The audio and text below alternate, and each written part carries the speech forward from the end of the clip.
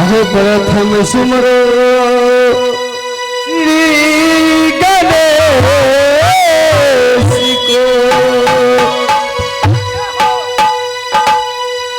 तो श्री गुरु चरण वैसे सहो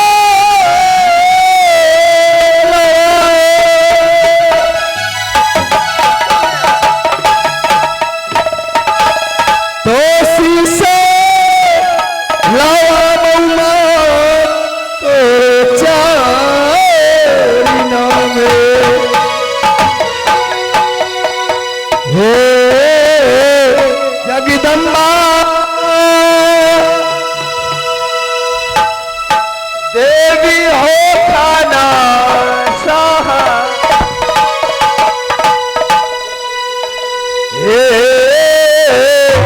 जगदम्बा माता हो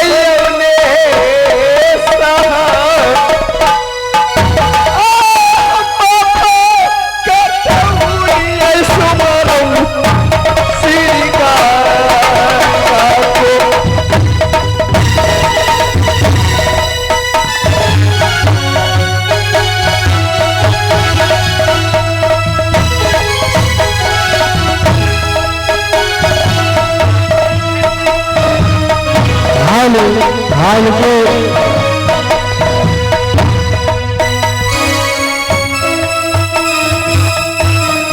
हाल से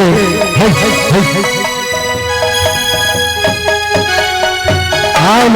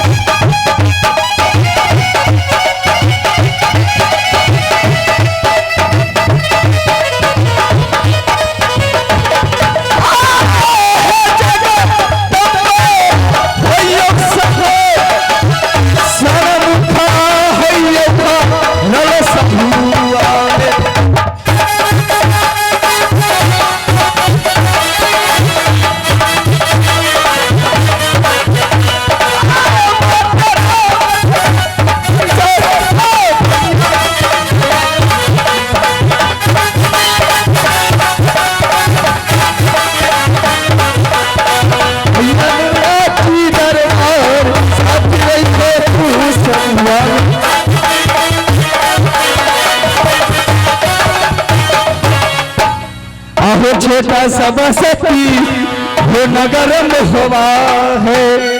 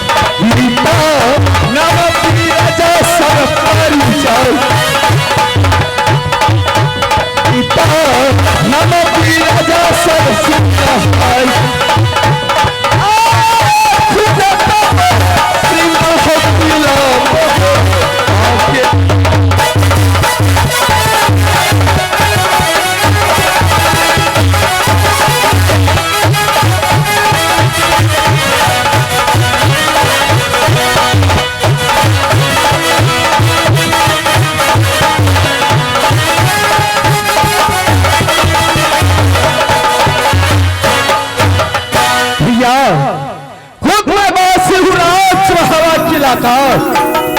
पिताजी को नाम बिरजा से संपर्क है, माता जी को नाम सती देवलाव, छोटा भाई जिसे नाम जंगीर उदल सिंह, छोटा पुत्र जिसे नाम इंदल कुमार, पुत्र मर गए कंचन कुमारी और पुत्र का नाम इंदल कुमार।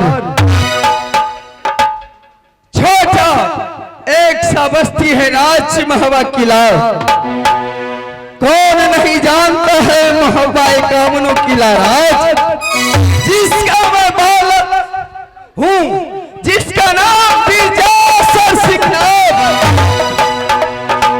भैया मैं अपने देश से आया हुआ हूं, ना मैं अपने राज्य में अपने मंत्री नकुबा राय को देखता हूं, ना उसको घरवाली को। भैया यही तो अमल में मैं अपने दरबारी को आवाज लगाता हूं।